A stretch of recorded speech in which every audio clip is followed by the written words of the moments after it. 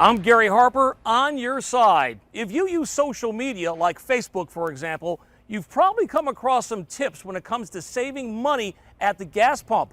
But as you're about to see, not all those tips actually work.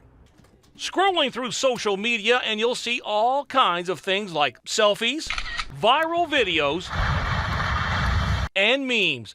But lately, you may have noticed an uptick in posts about gas prices and what you need to do to save at the pump. Posts are going to get a lot of traction now because there's so much interest in trying to save money, making sure you get the most bang for your buck. John Trainer is with AAA, and he says he's seen all kinds of posts offering consumer tips when it comes to gassing up. But are those tips fact or fiction? For instance, you need to gas up early in the morning. John says that's fiction. But it's based on the idea that temperatures are lower at nighttime, cooler fuel is going to be denser.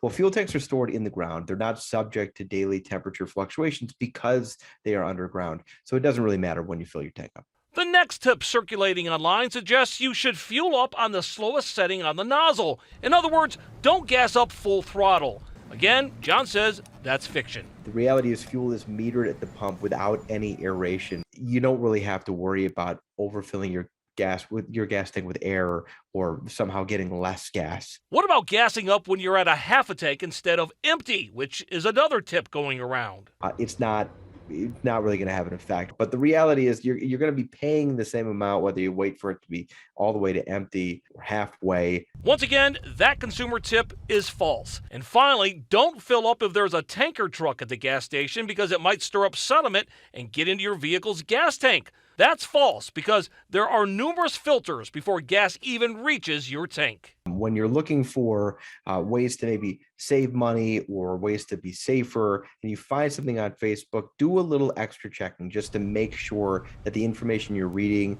in a meme or in a post is legitimate. Like anything else, you can't believe everything you read and see on the internet. If you see something that does pique your interest, do your research first. I'm Gary Harper, on your side.